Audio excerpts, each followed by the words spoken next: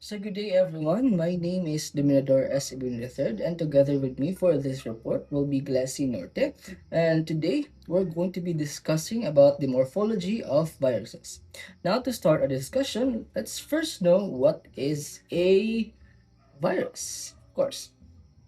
So viruses are ultramicroscopic cellular infectious agents that consist of nucleic acid, DNA, or RNA enclosed in a protein coat and sometimes a lipid envelope. They are considered obligate intracellular parasites because they lack the cellular machineries needed for metabolism and reproductions, and therefore can only replicate only inside living host cells. So to put it simply, viruses does not have any reproductive organs or any reproductive machineries to replicate themselves. That's why they infect other organisms as hosts, and they uses those organisms on DNA or RNA to in order for them to reproduce. Now, to continue with our discussion, we have here Miss Norte to discuss about the taxonomy of these viruses. Taxonomy. Viruses are classified using multiple criteria including genome type, either DNA or RNA but never both, strandedness, single or double, replication strategy, and morphology. One of the most important system is the Baltimore classifications, which divides viruses into 7 groups based on how they generate messenger RNA or what we call the mRNA. From a morphological perspective, viruses are categorized into structural groups. These are the helical viruses, icosahedral viruses, envelope viruses, and complex viruses. Which are this or those? Discuss na to furthermore later on. So let's proceed to the next slide. To better understand viruses, scientists classify them using the Baltimore classification system, which is based on, again, how viruses produce mRNA. This is important because all viruses must produce mRNA in order to synthesize proteins and replicate. There are 7 groups in this classification. Group 1, the double stranded DNA or the dsDNA viruses. Group 2, the single stranded DNA or the ssDNA viruses. Group 3, double stranded RNA or the dsRNA viruses. And Group 4, positive sense single stranded RNA or the plus ssRNA viruses. Group 5, negative sense single stranded RNA or the negative ssRNA viruses. Group 6, the single stranded RNA viruses with reverse transcription or the retroviruses. And Group 7, which is the last group of viruses, the double stranded DNA viruses with reverse transcription. So later on, this classification will be discussed furthermore by Koyadoms. So let's proceed to the next part of the topic. So to continue with our discussion, we have here the disease associated with a specific taxonomy group. As discussed by Ms. Norte, or earlier, we have 7 specific taxonomy group for viruses. And on this juncture, we're going to discuss those 7 and of course, a disease associated with those viruses. First, we have the group 1 or the double-stranded DNA or viruses, which are these viruses contain double-stranded DNA similar to human DNA. They typically replicate in the host cell nucleus using the host enzyme.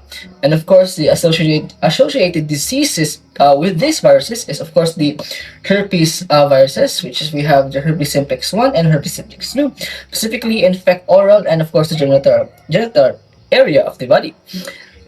Next is we have the adenoviruses, which are, of course, they are prone for respiratory infections and conjunctivitis.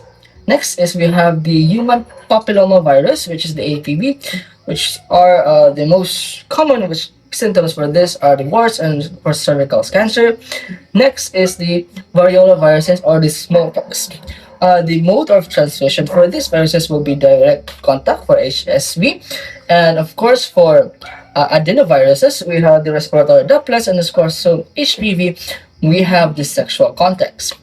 The key features for this group 1 double-stranded DNA viruses are they can establish latent infections, for example, with the HSV, which remains dominant in nerve cells, and of course, cause chronic and or recurrent diseases such as the HPV, which is sometimes mawala sila, and then oftentimes mabalik na Japan sila, but they do not clearly disappear, but more sila mag-reoccur lang siya from time to time. Next group is the group 2 single-stranded DNA viruses. These viruses contain single-stranded DNA which must be converted into double-stranded DNA before replication. An example for this is the parvovirus, as B19, which is the fifth disease of erythema infectious and causes anemia and immunocompromised patients. So this virus's mode of transmission will be the respiratory droplets and of course in blood, but they are lessly common on those transmissions. Additional information for these viruses require actively dividing cells to replicate. That's why they need to convert it. That's why they need to be converted into double-stranded DNA before replication. Next, some key features for these viruses is, of course, as what I have said earlier, they require actively dividing host cells for replication, and of course, they often infect bone marrow cells, affecting red blood cells production. Of course, because of those two are most likely to be the most actively dividing cells. Next is we have the group 3, the double-stranded RNA viruses. These viruses have double-stranded RNA genomes and most must carry their own enzymes to replicate. So one associated disease for this virus is rotavirus, which is the causes of severe diarrhea in infants and young children. Next, mode of transmission for these viruses is the fecal or the oral route, which is mostly caused by contaminated food, water, and of course, hands. One key features for these viruses are major cause of gastroenteritis worldwide, and of course they need to be in a stable environment contributing to high transmission rate. Next, for this is the group 4, which is the positive sense single-stranded RNA viruses. These viruses have RNA that can act directly as messenger RNA, allowing immediate protein synthesis after infection.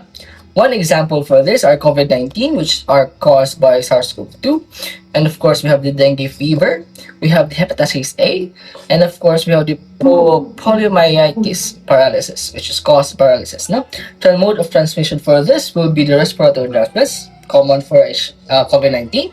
Next is of course the mosquito bites, which is common for dengue, and of course the fecal or oral routes, which is the mode of transmission for hepatitis A, and of course polio. Is we have the group 5 or the negative sense single-stranded RNA viruses.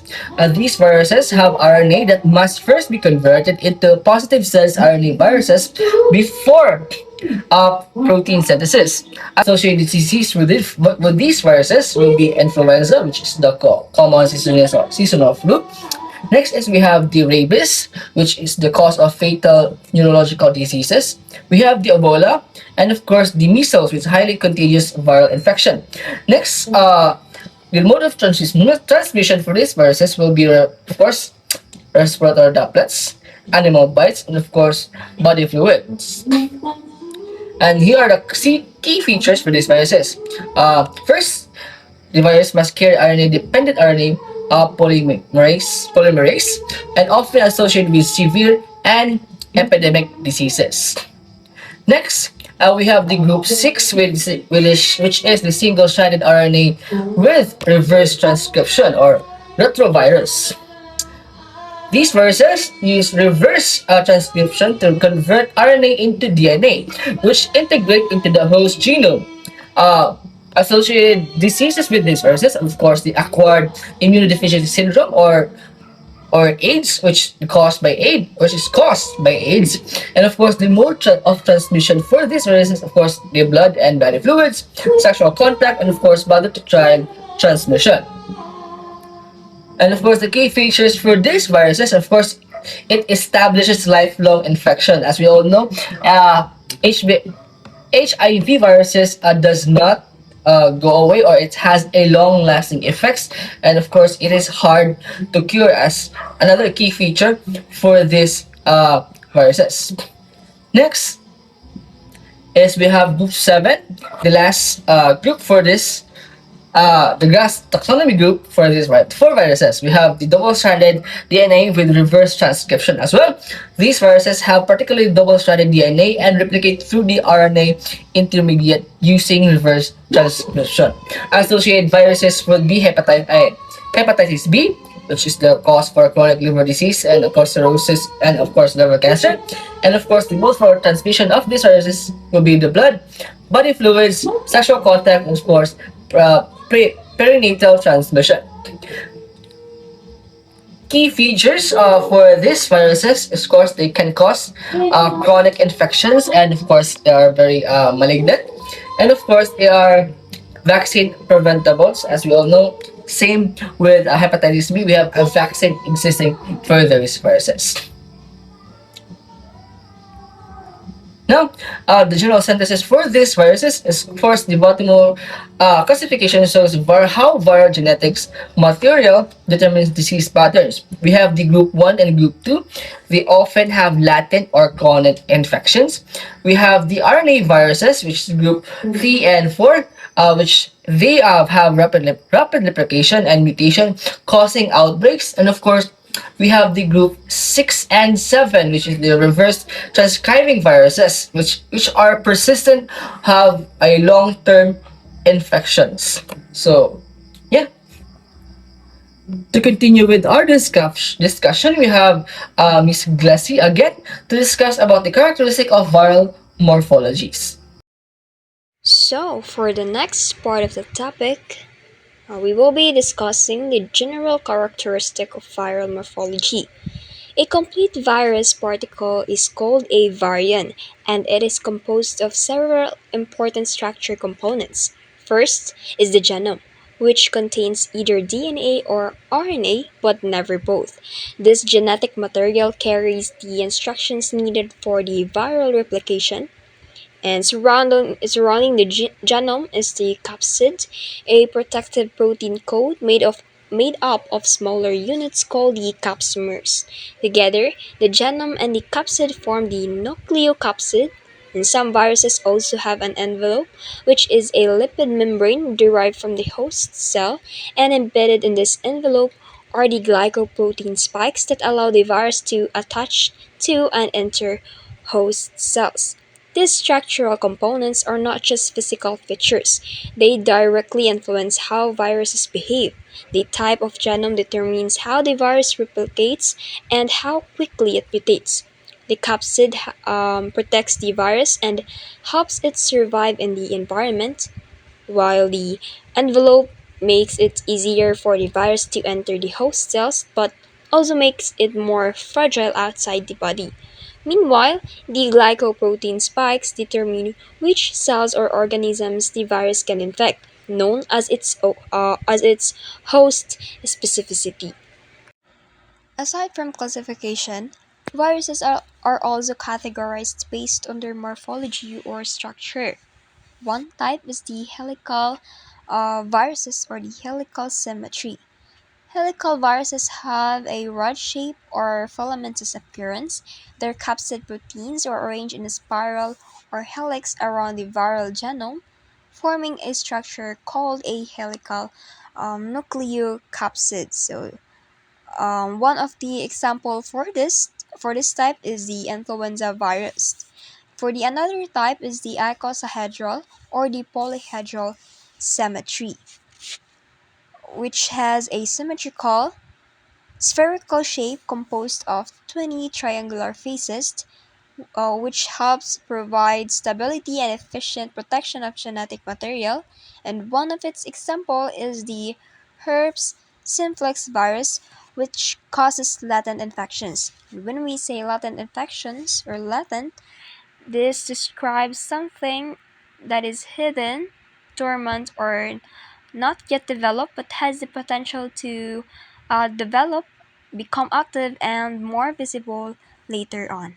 So, for the next type is the envelope viruses. Some viruses are classified as envelope viruses, meaning they possess a lipid membrane surrounding their capsid, and this envelope helps them fuse with host cells' membranes, making infection easier. But it also makes them more sensitive to environmental conditions such as heat and detergents. One of the examples for this is the HIV and the SARS-CoV-2. Lastly, the complex viruses. So, complex viruses have more intricate structures that do not fit into the simple helical or icosahedral categories. Bacteriophages, which infects bacteria, are a common example for this, with their head-tail structure used for injecting genetic material into host cells.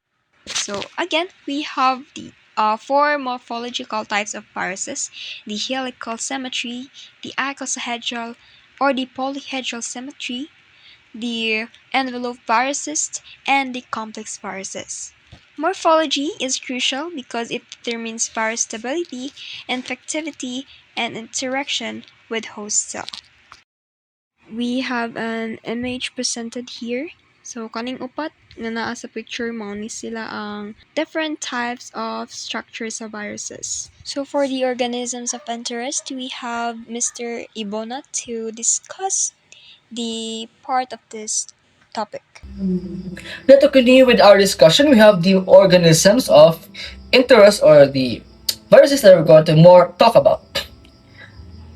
Next, of course, as we have all discussed, viruses are microscopic cellular infectious agents that depends entirely on a host cell for replication. Of course, morphology, structures, and shape directly influence how they infect cells, spread, and of course, cause disease.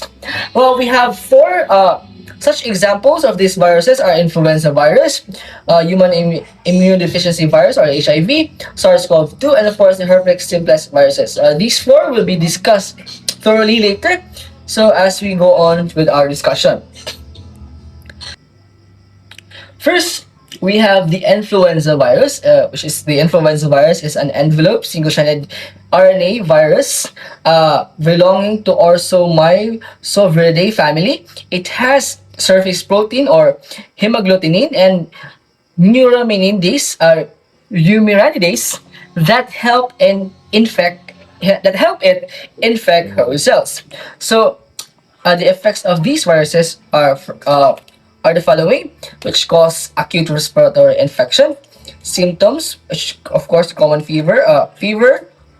cough, sore throat, muscle pain, and fatigue. And of course, we have as the severe causes, which is pneumonia, respiratory failure, and of course, the most severe one is death, especially in elderly and of course immunocompromised patients. Next, the mode of transmission for this virus is of course they spread via respiratory droplets and aeros, aerosols. Oh, they spread via respiratory droplets and aerosols, and of course contact with contaminated surfaces.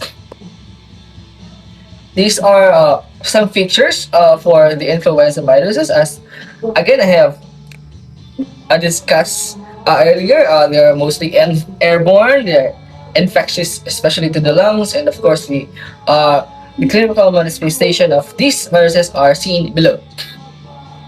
Now, to continue, influenza viruses have treatments. So, of course, we have a common treatment for this virus. Of course, we have our antivirals, or common one is the oseltamivir, and of course, zanamivir, and of course, the supportive care, which will go with fluid, rest, and of course, fluid control. Zoonotic aspect for these viruses, of course, one common zoonotic relationship with, with these viruses will be the avian flu and swine flu, and of course, we have animals who will contribute to new strain and of course pandemic for these viruses. Next, we have the human immunodeficiency virus or HIV, which is HIV is an envelope RNA virus under the Retrovidae family that uses a reverse transcriptase to integrate into the host DNA. So, of course, one effect of these viruses is, of course, the attack CD4 T cells, which is our immune system itself. And of course, it leads to immunodeficiency syndrome or age if the CD4 cells or CD4 T cells lowered, I think, as 50, I think, or there's a certain numbers that your HIV will become AIDS if that certain number of uh, immune system or immune T cells reach or acquired. No. Next is we have the increased risk of opportunistic infections and cancer. Actually, there's a common misconception, or there's actually a most things, there actually a study that says that a virus, the HIV does not kill the patient, but actually is these are the infectious or the opportunistic viruses that comes along when our immune system has fallen down or mawala na tong immune system. There's a lot of studies or there are a lot of cases with HIV patient have died not because of the virus itself, but because of the diseases, opportunistic diseases that comes or enter or take opportunity when our immune system has broken.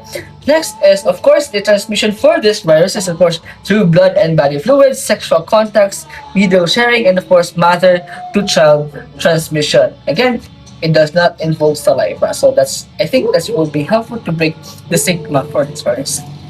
And of course, these are the common symptoms that is associated with the virus. But of course, we have this red uh, rashes, sometimes big, and it's sometimes with purple. And of course, they often associated with other diseases alongside with it, especially with the sore throat, sometimes fever, together with the virus itself. You know? Next, we have the treatment. As we have mentioned, as we have all known, HIV does not have a cure yet, but it has what we call the antiretroviral therapy or the ART, which is a just a therapy which is the patient will take a lifelong medication or antiretroviral medication, which often includes this tenofovir brand or the lamivudine, and of course the efapidine. Or of course we have common for this Philippines. I think that what that brand was Teldi. Yes, if I'm not mistaken, the most common brand used in the Philippines was a Teldi, and I think it was excuse me, manufactured in India. No, and of course, yeah, again, life it is if a lifelong treatment and control does not cure. Does this medication does not cure the viruses? It just help the virus to be suppressed and to be stay dormant as long as possible. It does not cure, or the virus will remain in the body, but will not disappear as long as the patient continue to take this medicine. The virus itself will be remain dormant or will be suppressed with that medication. Of course, zoonotic aspects of these viruses is, of course, is sometimes there's a study that it says that these viruses came from primates to humans, and of course there are also studies that shows there are new variants of these viruses that come from human to primates, but most commonly it is from the primate variation of this virus that mutated into HIV itself. Next, we have the SARS-CoV-2 is, and of course the SARS-CoV-2 is an envelope positive sense RNA virus from the Coronaviridae family, characterized by spike proteins that binds to human cells. The effects on the effects of this virus to the human body, of course, it causes COVID-19. Symptoms will be fever, cough, loss of taste, smell, and of course fatigue. Some severe causes for this virus, of course, acute respiratory distress syndromes or ARDS, and of course organ failure. And mode of transmission for this virus is, of course, the respiratory droplets and aerosols, and of course close person to person contact. These are, of course, the some pictures associated with the virus. These are the most common uh, posters used during the COVID-19 pandemic. Next, of course, we have the medication or treatment for this viruses. For COVID-19, of course, we have now uh, we don't really have the cure, but we have a they call the vaccine for that. And of course, we also have retrovirals for these viruses, which is of course remdesivir and of course Nim. I can really pronounce those, but those are the common medication for this viruses. And of course, there are a zoonotic aspect of this virus because uh, there's a common known fact that is likely originated from animals such as bats. Next is we have the herpes simplex viruses or HSV, which is an enveloped double-stranded DNA viruses under the herpes aviridae family. It established lifelong infection in nerve cells. Same with HIV. It also established lifelong infection, but in the nerve cell itself. We have two types of herpes. We have the HIV 1 or HIV 2 or herpes simplex 1 and have herpes simplex 2. Uh, the herpes simplex 1, the causes the oral herpes, and of course the genital herpes is caused by herpes simplex 2. Now the symptoms for these viruses will be the blisters or sores, and of course can remain latent and reactive quickly. As I have mentioned earlier during this discussion, herpes does not really go away, but it sometimes remain dormant from time to time, but eventually they will be reappear, and of course they're going to be remain dormant. There's a times that it will be active, and there are times will be it will remain dormant. Next is we have the mode of transmission for these viruses. We have the direct contact with infected skin or body fluids. We have oral or sexual contact, and of course can spread even without visible symptom. There's actually a study that there's a lot of people that's carrying the viruses just without the symptoms itself. The symptom itself. That's why it is very important to uh, use protection when it comes to sexual contact and of course other contact with persons body fluid. Next, of course, we had the pictures associated with with these viruses. We have this source that is kind of associated with these viruses. Next, we have the medication treatment. Of course, we have the antiretrovirals, which reduce the symptoms and reoccurrence, but it does not really cure the viruses. And of course, zoonotic aspect of this virus is it's a primary human virus. It does not really have a zoonotic aspect for this virus. Now, to continue with our discussion, we have again Ms. Glassy Norte to discuss the causative effects, route and transmission, and hosts, including zoonotic potentials of the viruses. So, hello everyone, it's me again. For the last part of this topic, I will be discussing the causative effect, route of transmission, and hosts, including zoonotic potential. So, uh, viruses spread from one host to another through different modes of transmission, depending on their structure and environment. Respiratory viruses are transmitted through droplets or aerosols when an infected person coughs or sneezes. Other viruses spread through direct contact, such as skin to skin interaction or contact with bodily fluids, as seen in herpes infections. Bloodborne transmission occurs through exposure to infected blood or body fluids, which is common in HIV and hepatitis V. Some viruses are transmitted via the fecal or oral route, often through contaminated food or water, like rotavirus and the poliovirus. There are also vector-borne viruses such as dengue, which are transmitted through insect bites, particularly mosquitoes. Once a virus enters the body, it follows a process called pathogenesis, which explains how it causes disease. This begins with attachment, where the virus binds to specific receptors on the surface of a host cells. Then this is followed by entry, where the virus penetrates the cell, either by fusion with the membrane or by being engulfed. After entering, After entering, the virus undergoes replication using the host cell's machinery to produce viral components, and these components are then assembled into new virus particles in the assembly stage. Finally, the new viruses are released from the cell either by bursting the cell, or what we call the lysis, or by budding off, especially in envelope viruses.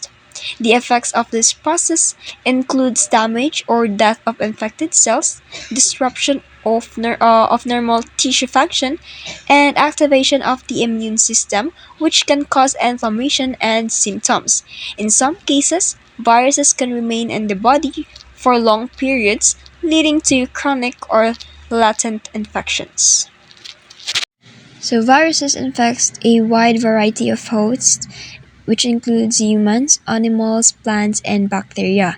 Some viruses originate in animals and they cross into humans, which we called the zoonosis. And one of the examples for this is the SARS-CoV-2, which is believed to have emerged from an animal reservoir before infecting humans. So, in conclusion, viral morphology is not just about structure, it is deeply connected to classification, infection, transmission, and disease outcome. Understanding the structural diversity of viruses allows healthcare professionals and scientists to develop targeted treatments, vaccines, and preventive strategies, making it a fundamental concept in medical microbiology. Once again, my name is Dimitra Asim III, and together with me again is Leslie Norte, and that ends our report. Thank you very much for your time and your attention.